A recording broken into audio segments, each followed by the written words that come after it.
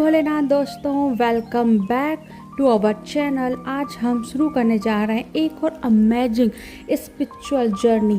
अभी हम हैं बद्रीनाथ धाम में और यहाँ से निकल रहे हैं उत्तराखंड की एक बेहद खूबसूरत और रहस्यमयी जगह उर्गम वैली और कल्पेश्वर महादेव के दर्शन करने। आज आपको दर्शन कराएंगे पंच केदार में से एक कल्पेश्वर महादेव के, जहां भगवान शिव की जटाई यानी बालों की पूजा की जाती है। अगर आप नेचर लवर हैं और स्पिरिचुअलिटी को फील करना चाहते हैं तो ये ब्लॉग आपके लिए बहुत खास होने वाला है। तो चलिए शुरू करते हैं आज की जर्नी।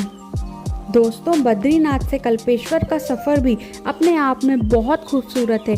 रास्ते में हम गुजरते हैं जोशीमठ, हेलंग और फिर उर्गम वैली की तरफ जाने वाले रास्ते से। पूरा रास्ता अलकनंदा नदी, ऊंचे ऊंचे पहाड़ और हरियाली से भरा हुआ है। उत्तराखंड के ये रास्ते सिर्फ मंजिल तक नहीं पहुंचाते बल्कि रास्ते में ही दिल जीत लेते हैं। और सबसे खास बात, जैसे जैसे हम आगे बढ़ रहे हैं वैसे वैसे पहाड़ों की खूबसूरती और भी बढ़ती जा रही है। दोस्तों, अब हम पहुंच चुके हैं हेलंग, जहां से उर्गम वैली और कल्पेश्वर जाने के लिए मेन हाईवे से एक रोड अलग निकलती है।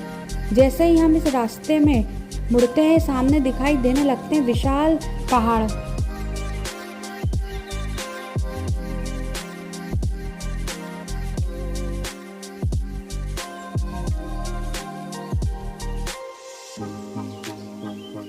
गहरी घाटियाँ और शानदार व्यूज। ये रास्ता बिल्कुल किसी पोस्ट कार्ड से जैसा लगता है। हर मोड़ पर ऐसा व्यू मिलता है कि मन करता है कि बस रुककर उसे निहारते रहें।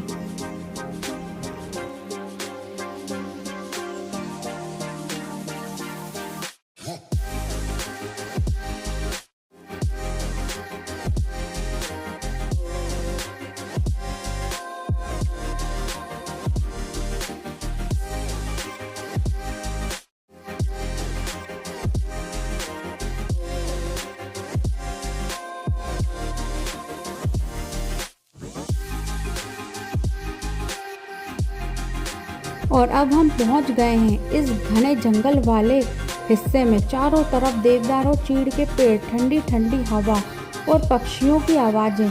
यहाँ आकर ऐसा लगता है जैसे हम किसी दूसरी ही दुनिया में आ गए हों। अगर आपको शहर के शोर से दूर कुछ पल शांति के चाहिए तो ये जगह आपके दिल को ज़रूर छू जाएगी।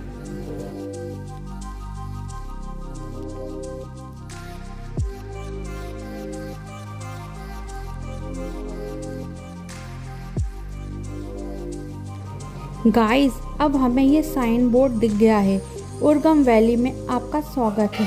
उर्गम वैली उत्तराखंड की सबसे खूबसूरत और शांत घाटियों में से एक है। यहाँ के लोग बहुत सरल और प्रकृति के करीब रहते हैं। यहाँ की ज़िंदगी आज भी काफ़ी हद तक पारंपरिक है। लोग खेती करते हैं, पशुपालन करते हैं और एक सादगी भरा जीवन जीते हैं। दोस्तों, इस रास्ते का व्यू तो कमाल का है। अगर आप नेचर लवर हैं तो यहाँ आपको कोई अच्छे होम स्टे आसानी से मिल जाएंगे। 1-2 दिन यहाँ रुककर आप पहाड़ों की शांति, पक्षियों की आवाज़ें और प्रकृति की खूबसूरती को सच में महसूस कर सकते हैं। कभी कभी ज़िंदगी में ऐसी जगहों पर कुछ वक्त बिताना बहुत ज़रूरी होता है। उर्गम वैली अपनी खेती के लिए भी काफ़ी प्रसिद्ध है। यहाँ पर आलू, राजमा, सेब और कई तरह की पहाड़ी फसलें उगाई जाती हैं। सीढ़ीदार खेत और उनके बीच बने छोटे छोटे घर इस घाटी की खूबसूरती को और बढ़ा देते हैं। यहाँ के लोगों की ज़िंदगी प्रकृति से पूरी तरह जुड़ी हुई है।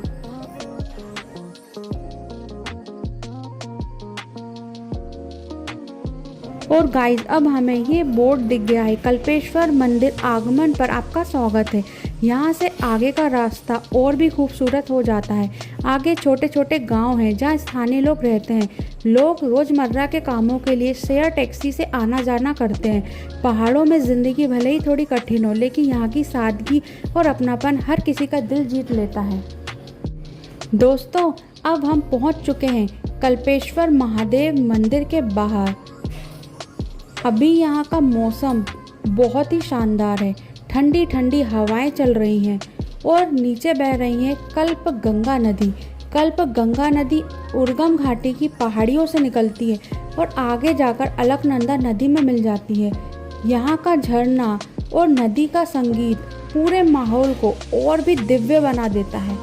सबसे पहले चलते हैं महादेव जी के दर्शन करने।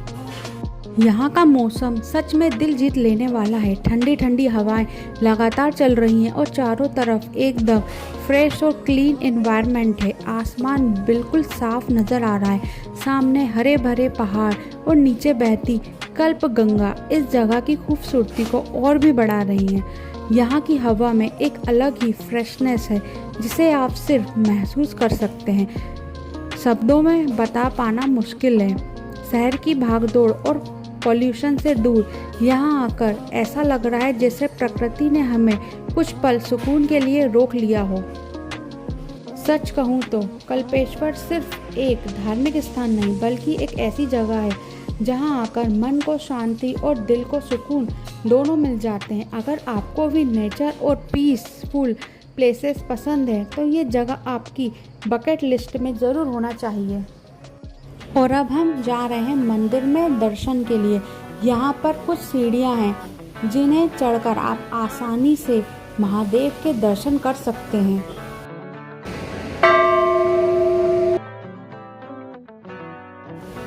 अब हम मंदिर परिसर में प्रवेश कर रहे हैं। सबसे पहले यहाँ पंच केदार शिवलिंग के दर्शन होते हैं और फिर हम पहुँचते हैं कल्पेश्वर महादेव के गर्भगृह में।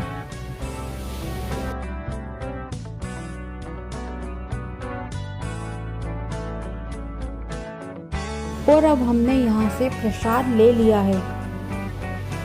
हर हर महादेव।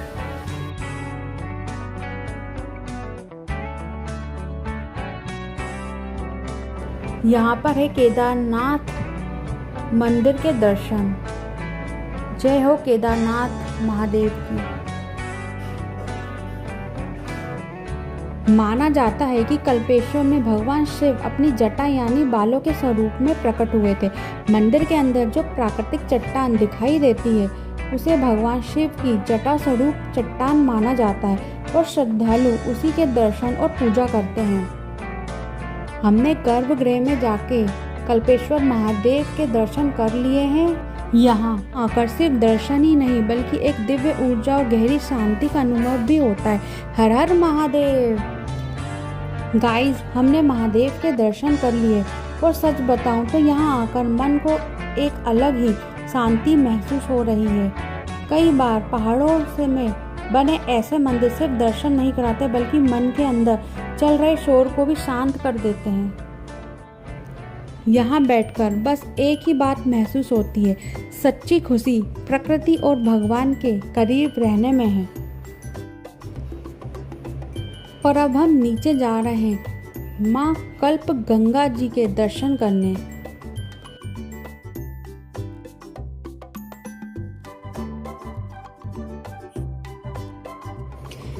और सामने जो झरना आप देख रहे हैं उसकी आवाज़ पूरे माहौल को और भी खूबसूरत बना रही है। यहाँ बैठकर हमने कुछ समय बिताया और इस धार्मिक और प्राकृतिक वातावरण को महसूस किया। कल्पेश्वर मंदिर उर्गम घाटी में समुद्र तल से लगभग 2134 मीटर की ऊंचाई पर स्थित है। यह मंदिर एक विशाल पत्थर के नीचे बना है जहां भगवान शिव की जटा रूप में पूजा होती है और पंच केदार का 5वां केदार माना जाता है। अगर आप भी प्राकृतिक सुंदरता और भगवान भोलेनाथ के दिव्य दर्शन एक साथ करना चाहते हैं तो एक बार कल्पेश्वर जरूर आइए। आज के इस खूबसूरत सफ़र में हमारे साथ बने रहने के लिए आपका बहुत बहुत धन्यवाद। अगर वीडियो पसंद आई हो तो इसे लाइक ज़रूर करें। चैनल पर नए हो तो सब्सक्राइब करना बिल्कुल मत भूलना। मिलते हैं अगले व्लॉग में एक नई जगह और नई यात्रा के साथ।